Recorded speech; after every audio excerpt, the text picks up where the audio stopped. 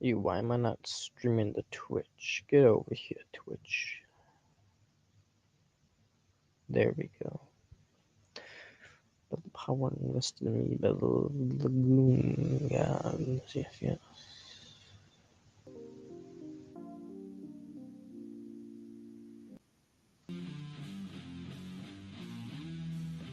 Very nice. Nah.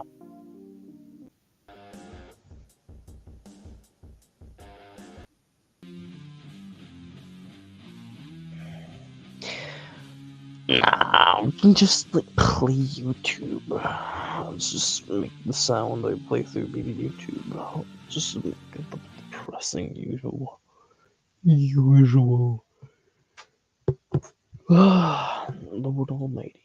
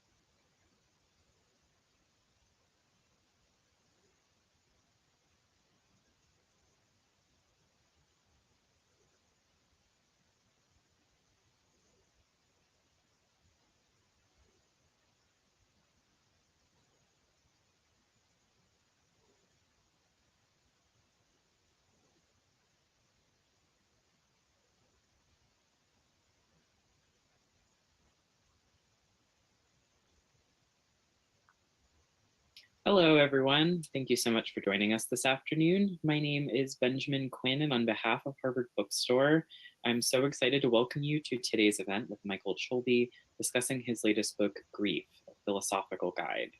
Today's event is part of Harvard Bookstore's Friday Forum series, which takes place on Friday afternoons during the academic year as a way to highlight scholarly books in a wide range. The cover art for my book. The cover art for my book is or was produced by a Japanese artist named Matoe Yamamoto. On the side that you see here, you actually can see Yamamoto producing art very akin to what appears on the cover of my book. But Yamamoto is a Japanese artist who creates work inspired by his own grief that is in fact made out of salt. So what you're looking at both on this slide and on the cover of my book are sort of mounds or lines of coarse salt that he arranges in these complex maze-like patterns. So I selected Yamamoto's work because I think that it actually is a good metaphor for our grief experience, that grief experience is often complex and maze-like. So let me tell you a little bit about what's in my book and what we'll be discussing, or what I'll be discussing in our conversation today. So there are really sort of two central issues that are addressed in my book. The first of these is the nature of grief. Just what is grief? I think virtually all of us will have some experience of this in the course of our lives, but that doesn't necessarily mean that we quite understand what's happening to us or that we can differentiate grief from other similar emotional states. So the first question that we'll address, and this will be the bulk of the inquiry today, will be what the nature of grief is. The other question, and this is one that we won't really have the opportunity to investigate very deeply today. Sorry, it looks like just sharing was stopped there.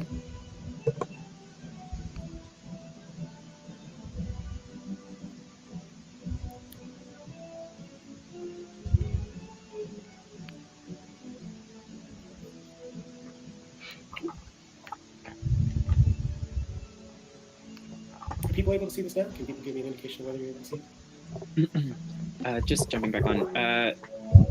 Sorry, is your system frozen, Michael? It doesn't look like the slides are transitioning.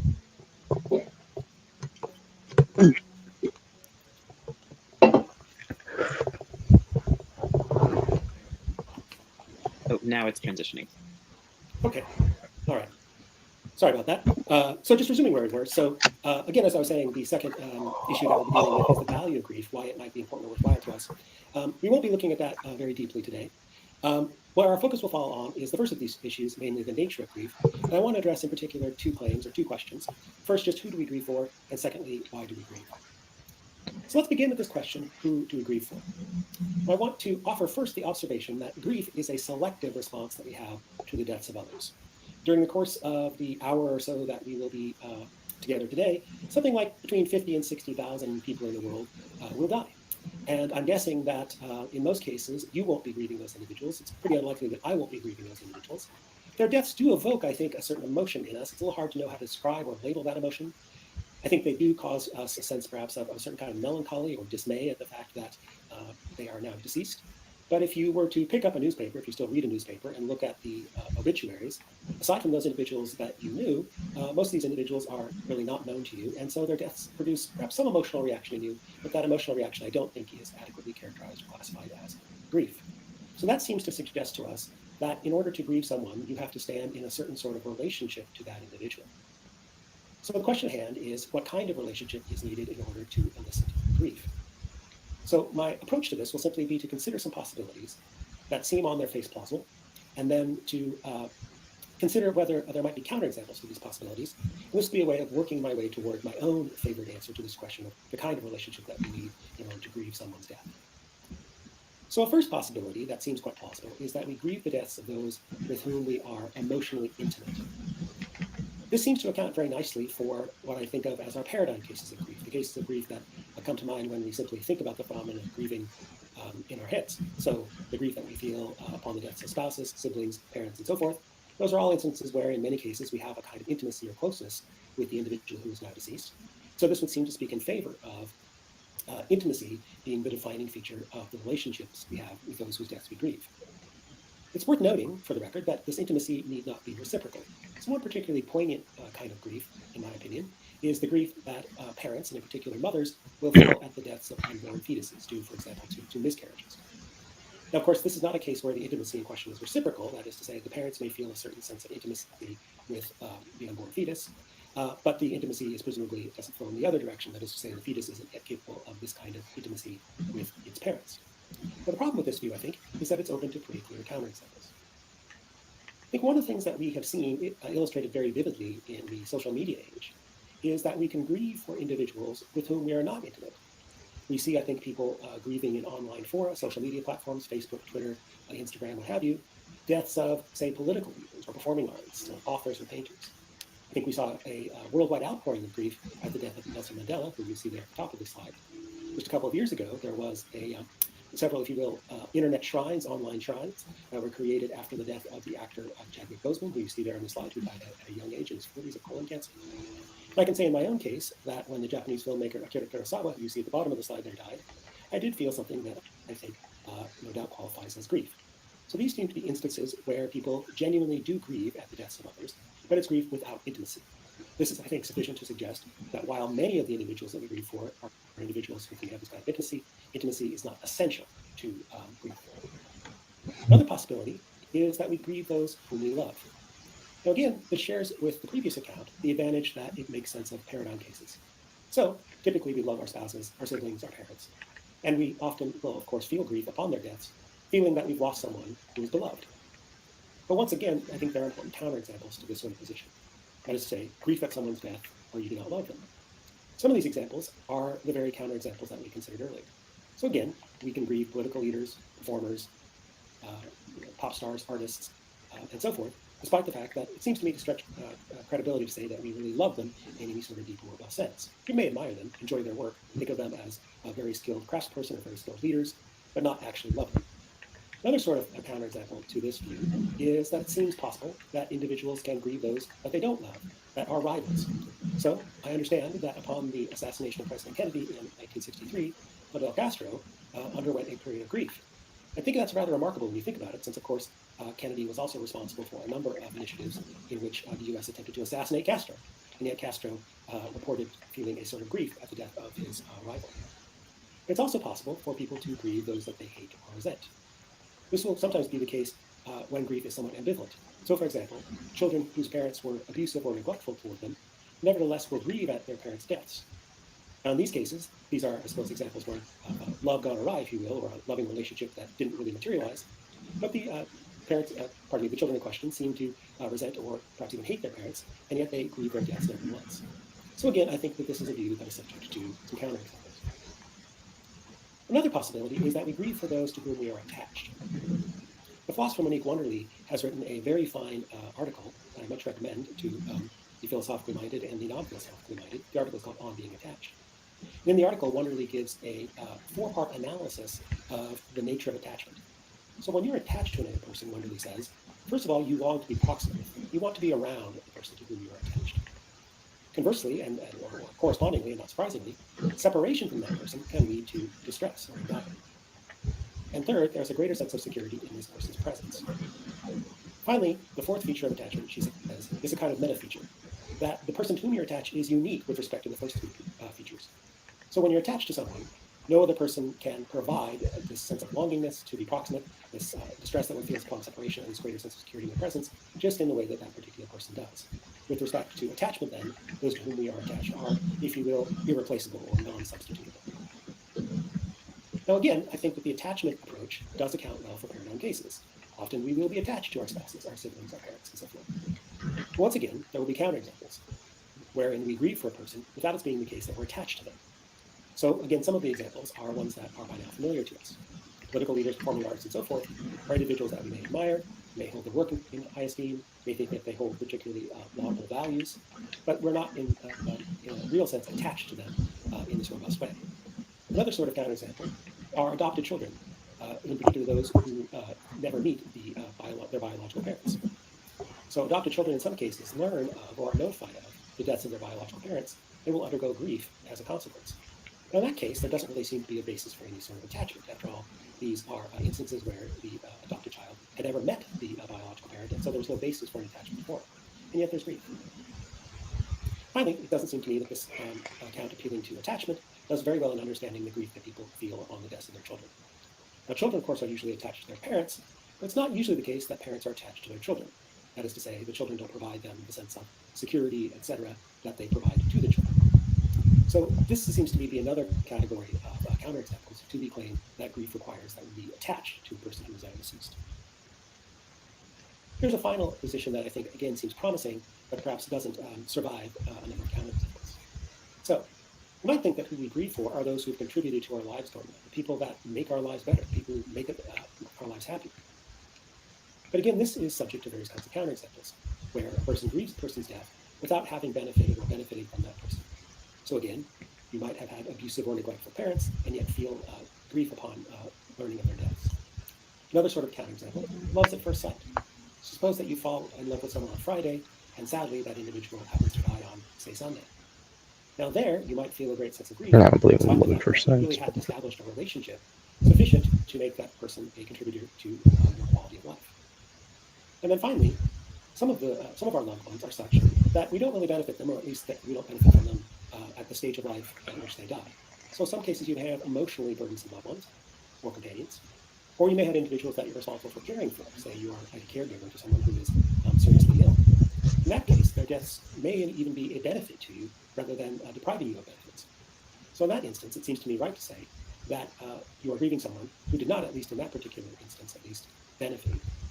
Now, it's important to appreciate that I'm not suggesting that the four features that I just mentioned, attachment, well-being, intimacy, or love, are not present in our relationships with those that we grieve. Far from it. Perhaps it's just different attachment types of different types of love. Essential to the relationships that can prompt our grief. Now, you might at this point, though, be somewhat despairing of this enterprise. You might say to yourself, gosh, we've considered four possibilities, all of which seemed plausible on their face, and none of them seem to have panned out. They all seem to be subject to counterexamples. So should we then just give up on finding some sort of common property in the relationships that we have in those whose deaths we grieve? Maybe we've been misled all along. Perhaps it's just the case that we have a word, grief, but there is no sort of underlying unity behind that word. Perhaps we should instead speak of different kinds of grief: intimate grief, love grief, attachment grief, what have you. Now, I think that this is premature, and I don't think we have in the end many phenomena rather than one, but I do think that we have to go looking elsewhere then to find the attribute that will unify the diverse relationships that elicit grief. So where are we going to find this attribute that unifies different relationships that elicit grief? Well, I'm going to suggest that we should look to a notion that was put forth by the philosopher Christine Korsgaard in a book that she wrote in the 1990s called The Sources of Normativity. Korsgaard introduced into philosophy a notion that she calls practical identity. And here's a passage where she describes what she has in mind. I'll just go ahead and read this out because I think the passage is very rich. So Korsgaard wrote, "The conception of one's identity in question here is not a theoretical one, a view about what as a matter of inescapable scientific fact you are." So if I may comment, I take it that Korsgaard is here suggesting that practical identity isn't something like, oh, your genetic makeup or your family origin or anything like that. It's not a kind of scientific fact about you. So what kind of fact is it? Well, she continues, saying it's better understood as a description under which you value yourself, a description under which you find your life to be worth living and your actions to be worth undertaking. So she says she wants to call this a conception of our practical identity. Practical identity is a complex matter, and for the average person, there will be a jumble of such conceptions. You are a human being, a woman or a man, an adherent of a certain religion, a member of an ethnic group, a member of a certain profession, someone's lover or friend, and so on. And all of these identities, each of which I think she means to see as components or elements of a larger practical identity, all these identities give rise to reasons and obligations. So what's the connection then between practical identity and grief? Well, let's do a little bit of clarifying what it is that Korsgaard is meaning to refer to here. So she says that practical identity is a description under which you value yourself, or she says under which you find yourself and your actions to be worth undertaking. So I think a helpful way to understand what she's referring to is to think of practical identities as sets of goals or commitments or concerns, as sometimes she puts it, ends, that justify our choices and actions by reference to our ends, that is to say, who we are most fundamentally. So there are various things that we undertake day to day, choices that we make day to day, that we justify or think of as reasonable or defensible for us to do by reference to how we understand ourselves and how what it is that we view as central to our self-conception or self-understanding. I take it when we act that way, we're acting on the basis of what Korsgaard calls practical identities. Now, it's important to notice, if we were to go back and look at that list of practical identity elements or components that Korsgaard mentioned, virtually all of these assume the existence of other people in various roles we might call identity constituted. So, Some of our identity constituting relationships will be relationships with spouses, friends, families, colleagues, and so forth. And notice that it's these other individuals that render certain of our ends, certain of our goals, commitments, and values intelligible or possible. You cannot, say, enjoy sailing with your spouse if you don't have a spouse. You can't enjoy your weekly card game with your friends if you don't have those friends. You can't go on your family's yearly camping trip without that family. You cannot engage in your weekly meeting with your colleagues without your colleagues, and so forth. So our practical identities, because we're social creatures, will assume the existence of various other people to provide, if you will, ingredients, right, or if you will, pillars, right, of our identities. But my suggestion is that when we step back, we can see in all of the different relationships that seem to elicit our grief, that we grieve those in whom we've invested our practical identities. So we've invested our practical identities in those who we think of as essential to our self-understanding or our self-conception. And notice that this is going to incorporate or encompass many different kinds of relationships that one might have. So if you imagine yourself as, on this slide, the figure at the bottom center, you are likely to have invested your practical identity in a number of different relationships. Relationships with romantic partners, with family members, perhaps as in the case of Kennedy and Castro, with rivals, with your friends, with various public figures. So my suggestion is that behind all of the different individuals whose deaths we grieve is the fact that we've invested our practical identities in them. They're part of how we see ourselves, and they provide us the basis for different reasons for doing what we do. Our friends provide us reasons for engaging in certain activities, so too do our rivals, so too do our partners, so too do our family members, and so too do public figures. If you're a fan of a particular musical artist, this will give you a reason to attend their concerts. If you are an admirer of a certain political leader, this will give you a reason to vote for that leader or to notice when the leader has given a public speech. So these are all ways in which our practical identities are invested in different kinds of relationships. And my suggestion is that this is what resides behind the relationships that we have with those whose deaths we grieve. When you think about it, this, I think, helps us to see the unity within the diversity of grief episodes. So again, we have identities that are invested in a wide variety of relationships and in a wide variety of ways. In this table here, I've just spelled out a few possibilities of this kind. So take one's relationship with a parent. What kind of practical identity investment is there? Well, perhaps your parents have made your life go better. I certainly hope so. That seems like an important thing that parents are supposed to do. In many cases, you will have been or are attached to your parents. But this might be different from, say, the role that one's professional colleagues have, the relationship one has with one's professional colleagues, and how this gives rise to a kind of practical identity investment. In that case, the colleagues may be a source of well-being, but also perhaps a source of, say, shared goals and values. Political leaders will be such that perhaps we've invested our practical identity in a different way. We emulate them, they inspire us, perhaps they lead us to think.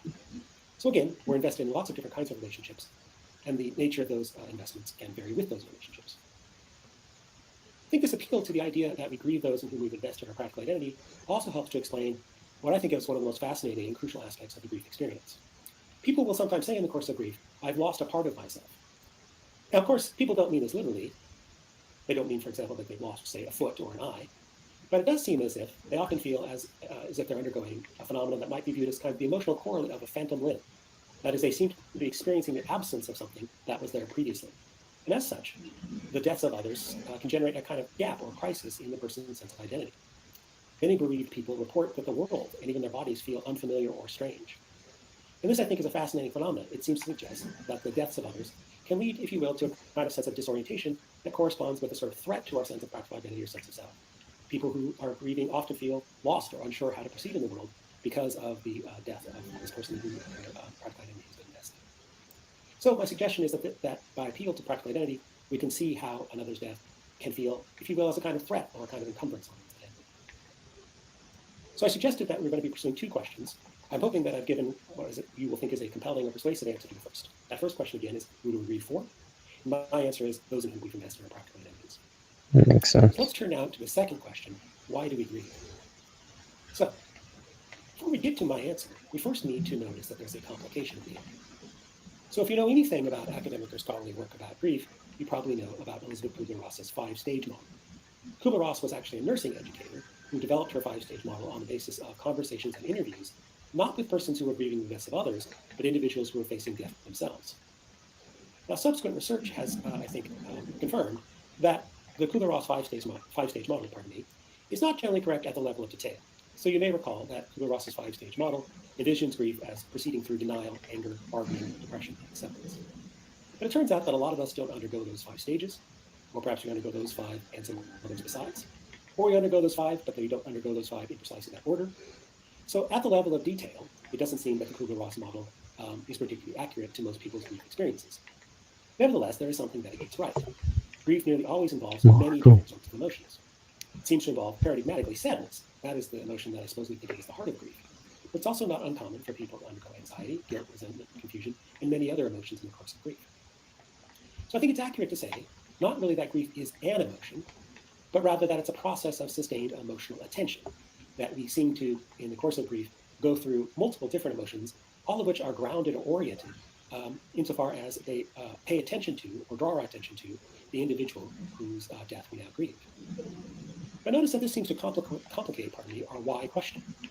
Now, what seems to be at hand, or what we seem to be asking now, is how could it be that all of these different emotional conditions that we go through in the course of grief, how is it that all of these are, if you will, unified? What is it about the death of someone in whom we invested our practical identity that could explain or justify the whole emotional process of grief, including all of these constitutive emotions? Well, I want to start by putting forth something that I hope will seem pretty uncontroversial. It seems to me that the natural thing to think is that grief is justified as a response to loss. Now, the question then is loss of what exactly? So as before, I'm going to consider some candidate losses and see whether these hold water. And as you'll see, I think some candidates that seem promising, in fact, succumb to counterinstincts. So one thing that you might think that is at the heart of grief is that we grieve for the fact that death was bad for the person that we grieve for. On this sort of view, we're grieving for what they lost by dying. Now, this doesn't seem to me to be wrong-headed. After all, when we grieve, very often we feel a sense of sorrow, yes, for ourselves, but also for the deceased person. We feel a sense that perhaps their life was cut short, that had they lived longer, they might have enjoyed various sorts of good things in life that death precluded. So we may feel that what we are grieving for, the why behind the question of why grieve, is that what we're grieving for is what the deceased person lost by dying. This, I think, confronts certain problems. One problem is that some people's deaths are arguably not bad for them. Some people we might actually think benefit from dying when they do. So, as popular debates about, for example, medically assisted dying have, I think, brought to our attention, there do seem to be individuals who, near the end of their lives at least, stand to benefit from dying sooner rather than later. If that's true, then if they died later, then it would have been a benefit for them to die, perhaps earlier than they in fact do. There may, in some cases, be people for whom it's true that we are grieving for them, and it seems to make sense for us to grieve them, despite the fact that they lose very little by dying as they did. So that's one difficulty with this proposal. The second one is that this proposal would seem to make sense only if some of the emotions that are associated with grief, sadness and guilt perhaps, it seems unlikely to account for some of the others that seem to. If I feel a certain sadness at the fact that someone has died, someone who mattered to me, someone whom I've invested my own practical identity, and I feel that for what they have lost, that would seem to make sense of why I might feel sad. It might also make sense of why I might feel guilt. Perhaps I had a hand in leading them to have a life that was less good than it could have been. But it doesn't seem to make sense of anxiety or resentment. Why should I feel anxiety or resentment on the basis that someone has lost out by dying when they did? In addition, moving on to the next possibility.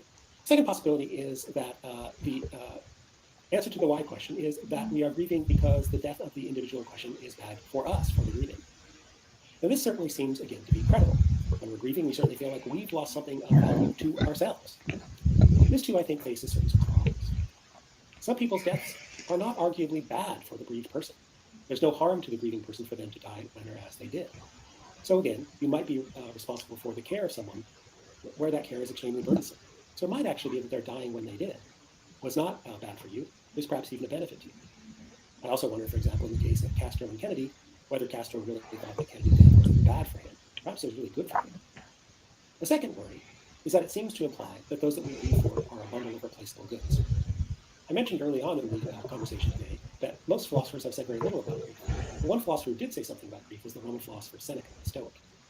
And he has an infamous passage in a letter to a young man who is grieving, where his response to the young man's letter and the sorrow that the young man expresses in the letter is in effect to say this: well, you're losing the close friend that you're grieving for is a little bit like losing a cloak. If you lose a cloak, that's unfortunate. But you should get over the loss and immediately find a new cloak. After all, if you've lost something valuable, it doesn't make sense to want to find a replacement. But this seems, I think, not to be particularly faithful to our experience of those we grieve for. We don't, I think of those that we grieve for as a kind of bundle of replaceable goods. We think of them as individuals, right, to whom perhaps we are attached or that we love or that we admire. In some way, our identities are invested in them. And this would this thought that we are grieving for the ways in which another person's death was bad for us, I think invites us to misdescribe, right, our relationships with others as if those others were, if you will, sets of goods that we could replace. Third and finally, I think that this proposal would make sense again of some of the emotions associated with grief, but not all of them. If I'm grieving because another person's death is bad for me, well, this would certainly make sense of sadness. If you feel that you've lost something, maybe it also would make sense of anxiety. Sometimes when we lose things that are valuable to us, we feel a sense of anxiety about whether we'll ever get them back or how we'll continue without them. It seems unlikely to me that this proposal accounts for other emotions that people experience in the course of grieving. Why in the world should I feel guilt or resentment about the fact that someone who's died was a benefit to me? So I think it makes sense of some of the emotions that we find in grief, but not all. Another possibility is to say that what we grieve for is the fact that we've lost our relationship with the deceased. Certainly when another person dies, this is going to be a pivotal moment, a pivotal event in our relationship with them. It would seem natural then to think that what we've lost and what we're grieving for then is the fact that we cannot have this relationship anymore. But I think this runs up against several problems too. First of all, it's worth keeping in mind that even though we do not continue in the same vein with the deceased as we did with them alive, we don't forget them. Our relationships with them don't have to cease. Most people, in fact, seem to continue relationships with the deceased in various forms. When, for example, somebody puts a picture of a deceased loved one on their dresser or on their desk, this I take as a way of attempting to continue to relate to the deceased. And of course, if you happen to believe in the afterlife, and you believe that the deceased continues to exist in the afterlife, you may engage in behaviors that are emblematic of continuing a relationship with that person. You may believe that you can communicate with them through prayer, for example. So I think it's more plausible to think that what goes on in grief is that we continue our bonds with those in whom we've invested our practical identities, not that we've ended our bonds with them. We don't lose the relationship altogether. That said, I think that this particular view is on the right track. Let me indicate how. My suggestion is that that view is correct, but needs an important qualification. I think what we grieve for, the answer to the why grieve question, is that we lose the relationship with the deceased as it was prior to their deaths. So, when another person dies and we've invested our practical identity in them, well, their deaths require that we alter our relationship with them. They can't continue in just the way that they did. Again, you cannot engage in the same sort of activities with this person, have the same hopes or expectations with that person, pursue plans with that person, and so forth. So their death represents, if you will, a kind of crisis in this relationship. We know that we will have to change or adapt to the fact of this person being dead. Notice again, this doesn't require that the relationship cease, but does require that the relationship change. And so in my terms, what this means is that this person will continue to have a role, or may continue to have a role in your practical identity, but that needs to be a revised role. The role has to be different than the one that they had before. It does seem to me to be true that living spouses relate to one another differently than, say, widows or widowers due to the deceased, for example. So my suggestion is that the relationship will in most cases continue, but it'll continue on what we might think of as new emotional or ethical terms. This is a new relationship phase, not the cessation of the relationship. So in practical identity terms, my thought is this. When another person dies, someone in whom we've invested our practical identities, many of the reasons that we had for investing our practical identities in them are canceled by their deaths. Again, we cannot pursue the relationship that we had with them prior to their deaths. So grief responds not only to what relationship we did have, but also about what the relationship that might have been. It's oriented in a certain respect toward the future, though it's grounded in the past. We grieve in part, I think, because of the hopes, expectations, and so forth that we build around the relationships in which we invest our practical identities. So the relationship crisis that occurs when another person dies is at the same time a kind of identity crisis. You may remember I referenced earlier this fascinating feature of grief, that grief often seems to feel like a kind of identity crisis, that we don't seem to recognize ourselves, don't seem to recognize the world that we're operating in. And I think that this particular answer to the question of why we grieve, namely that we have lost our relationship with the deceased as it was, helps us understand this phenomenon of grief as a kind of identity crisis. So the picture that I want to offer looks something like this. Prior to the death of the person in whom you've invested your practical identity, you have a relationship with them that, if you will, leads back into the past. At the point of their death, you have to fashion a practical identity that will incorporate the fact of their death and whatever aspects of your relationship you wish to salvage into your new practical identity going forward. And my proposal then is that this accounts for a lot of the emotional texture of grief episodes. One of, I think, the few instances where a philosophically minded individual, perhaps call him a philosopher, really wrestled with their own grief was C.S. Lewis in his memoir, A Grief Observed. This is a memoir that Lewis wrote in the early 1960s after the death of his wife, Joy Davenport. I should mention that it's interesting to note that for various reasons, Lewis opted not to have A Grief Observed published under his name during his lifetime. It was only published under the heading C.S. Lewis after his death. But he wrote there, I think, in a very poignant way, a passage that reflects very nicely my own thinking about how we should face grief in our relationships. He wrote, "Grief follows marriage as normally as marriage follows courtship or autumn follows summer. It's not a truncation of the process, but one of its phases, not the interruption of the dance at the next phase." So again, I think what we're trying to do in Breeding is trying to figure out how to move forward, given that a relationship in which we've invested our practical identity can't continue on the same terms. And this, I think, accounts for a good deal of what makes grief such an emotionally taxing and emotionally arduous phenomenon. So, what's happening in the course of grief, in my view? Well, we've invested our identities in another person, they die, and we undergo various kinds of emotions. My suggestion is that what's going on in the grief process is that we are recapitulating or re-experiencing emotions associated with the pre-mortem relationship. So take, for example, very complex relationships, such as the relationships between parents and children. When our parents die, it's not uncommon for us to have many emotional reactions in response. If we feel sad, that's perhaps because we felt a sense of attachment toward our parents. Perhaps we feel a sense of guilt because we feel that we do not treat our parents as well as we could have sometimes. Perhaps we think that our parents do not treat us as well as they could have sometimes. We feel resentment and so forth. But the emotions that we undergo then in the course of grief experience, in the course of grief episode, are going to vary depending upon the nature of the relationship and how we invest our identity in it. So, to recap our two questions, who do we grieve for? Whose deaths is it that we grieve? Well, I think we grieve those in whom we've invested our practical identities. And why do we grieve? Well, because I think we've lost the relationship that we had with the deceased prior to the deaths. Notice this doesn't mean that we lose the relationship in its entirety, but rather grief challenges us or prevents us opportunity to establish that relationship on new terms that reflect the fact that this person is no longer with us. So with that, I will go ahead and conclude. And Interesting. I think I could agree with.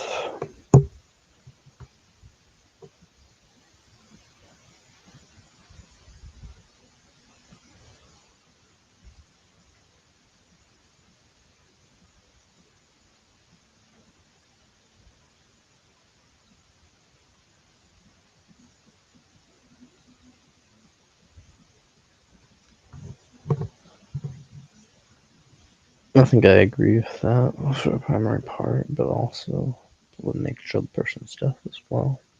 Play a major role. Even just me personally, it's because I don't really care for most of this stuff.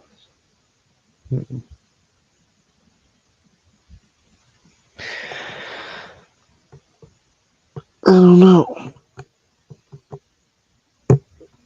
Big think. I'll be right back. Quick minutes. Quick.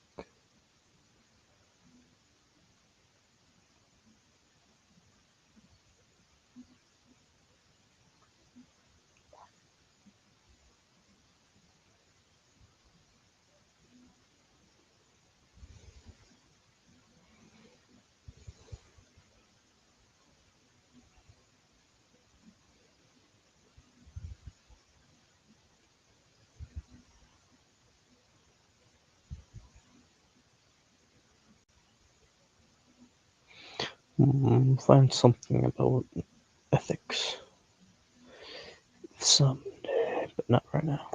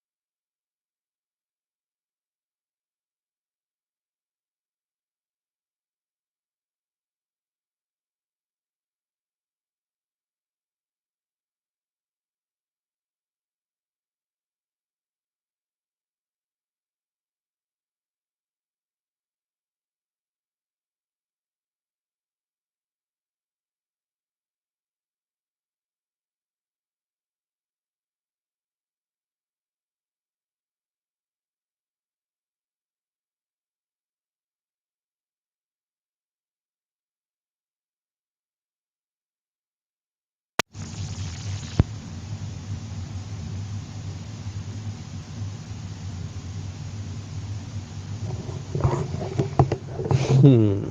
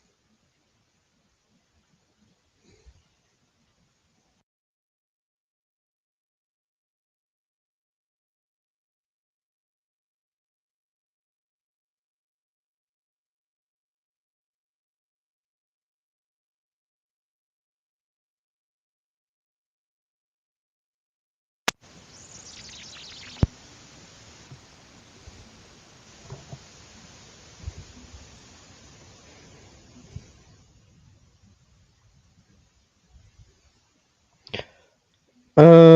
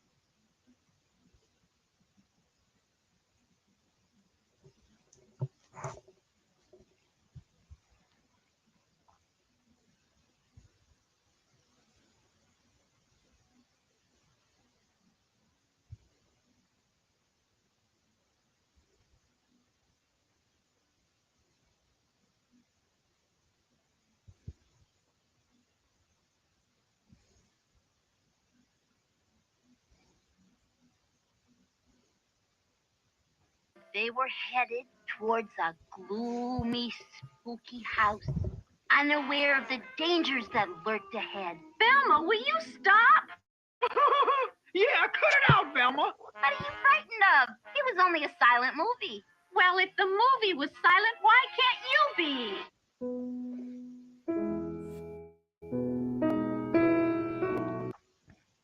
be? rest in peace, Velma.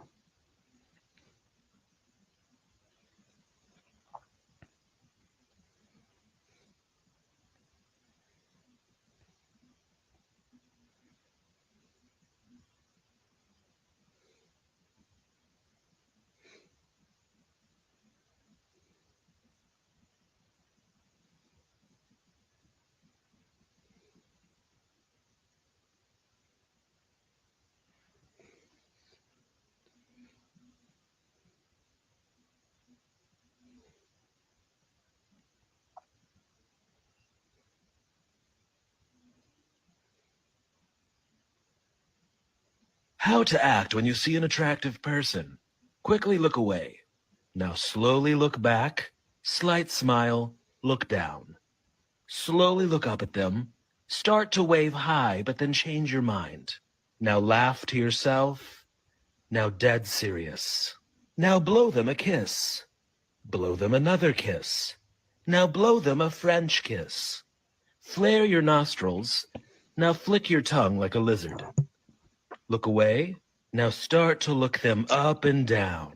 Yes, up and down. Now squint your eyes and mouth the words, Logos Binted. I am now the Rizzler.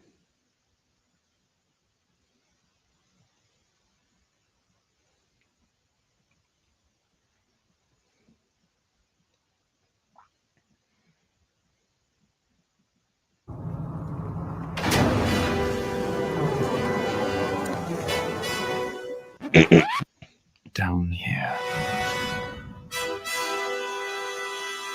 We'll handle this.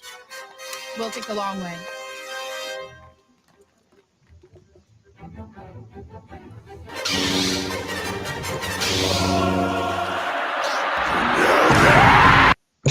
Gnome.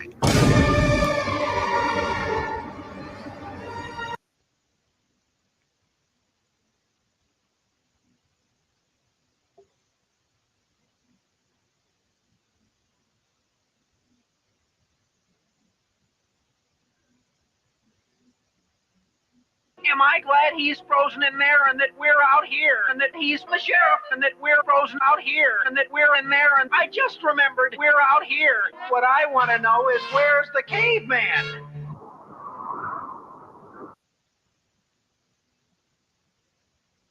Yes.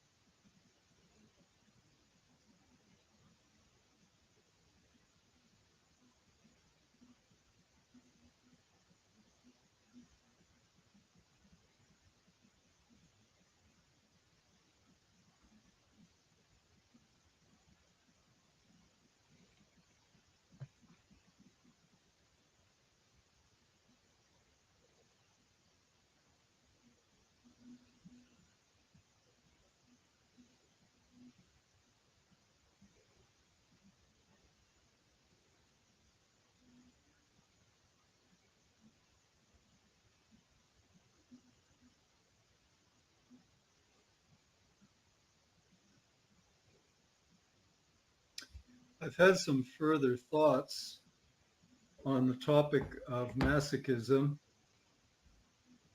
So I thought I would call this talk Masochism Part 2. Indeed. Um, First of all, my previous talk was based on the paper by Bernhard Berliner. For some reason, I kept calling him Berliner, but I think obviously the correct pronunciation of his name is Berliner. And the paper was called An Object Relations Understanding of Masochism.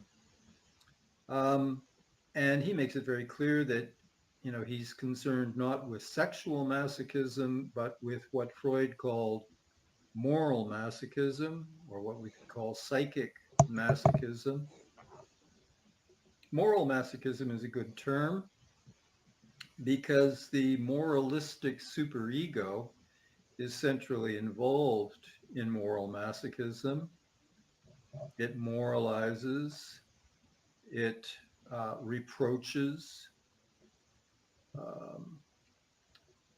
quite distinct from conscience, as I've argued, and I won't elaborate on all of that today.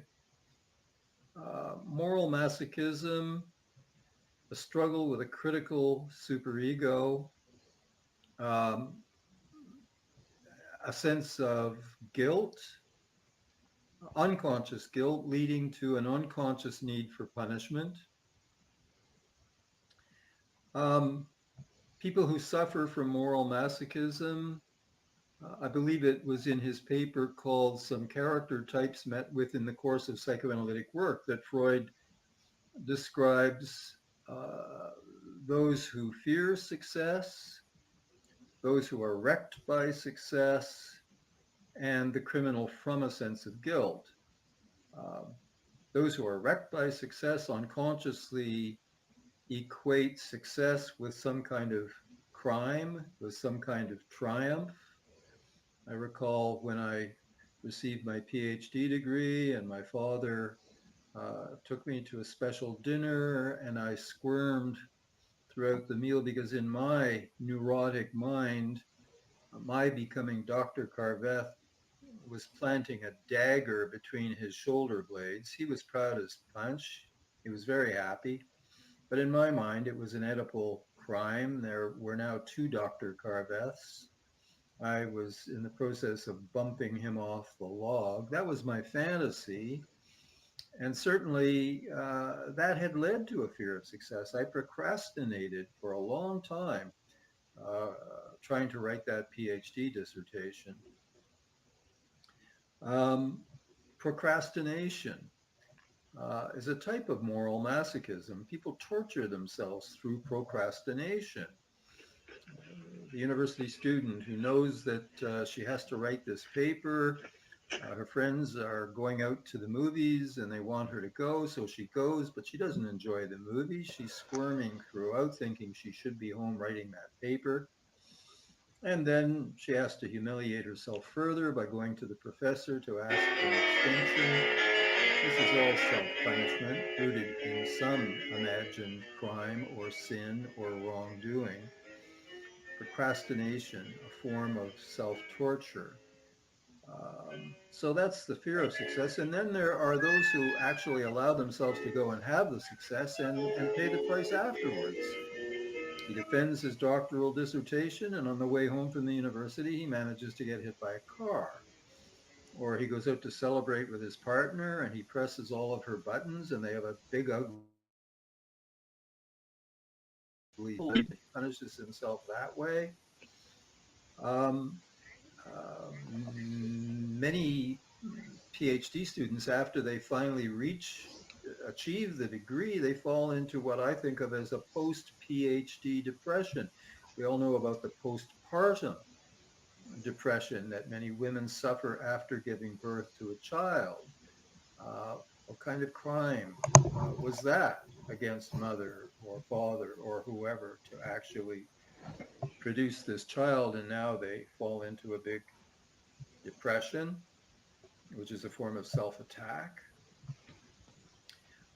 Similarly, after the PhD, the post-PhD depression, these are people who are wrecked by success because unconsciously the success is understood as some wrongdoing that must be punished in some way. Uh, Freud points out that some people punish themselves prior to the crime. That's the procrastination. When you've suffered enough, you can finally let yourself have the success. Some people punish themselves after the crime, the post-PhD depression. The sexual masochist has a certain kind of economy in all of this because instead of suffering before the crime or after the crime, he suffers simultaneously with the crime. The success in this instance is the orgasm, and he has to be humiliated, perhaps burned with a cigarette, uh, slapped, insulted, humiliated, whatever, at the very time or just preliminary to the orgasm. So he suffers simultaneously instead of before or after. So we're talking about people who defeat themselves in one way or another. The critical accusing superego is at work in all of this. Um, Freud saw all of this as the turning of the aggressive drive back around against the self. Um, Berliner's contribution is to suggest that in many of these cases, the drive is not really at the root of the problem. It's early traumatic experience with a withholding or sadistic or cruel or critical object. Um, okay, I elaborated all of that in the previous video. Um, I had a very interesting and illuminating conversation with a very wise friend of mine, and she cast doubt on Berliner's point that when the child who seeks love finds non-love, um, finds cruelty, rejection, Berliner talks about how the child comes to deny the sadism or the cruelty and actually comes to regard the cruelty or the rejection as love, denies the sadism involved, and comes to actually mistake non-love for love. And I was troubled by that point in reading Berliner. And my friend brought me back to that. She greatly doubts the validity of that point. She thinks it's not that the child confuses non-love for love. She thinks that, in fact, the object from time to time gives a little bit of love, crumbs, and the child gets addicted to getting the crumbs. So he placates and he begs and he beseeches and he puts up with ill treatment, all in the hope of getting one or more of those crumbs. This is intermittent reinforcement, which, as we know from studies with rats and other animals, is a very powerful form of reinforcement, intermittent reinforcement. I think this is a better way of understanding the addiction to getting blood from the stone. Every once in a while, the stone gives a little bit of blood, and that really forms the addiction. So I don't think it's so much that the child confuses non-love for love. He's just addicted to getting a little bit of love every once in a while, and that keeps him clinging to the rejecting or the cruel object. Um, okay. Um, those are a couple of additions I wanted to make to the previous video. There's a lot more that can be said.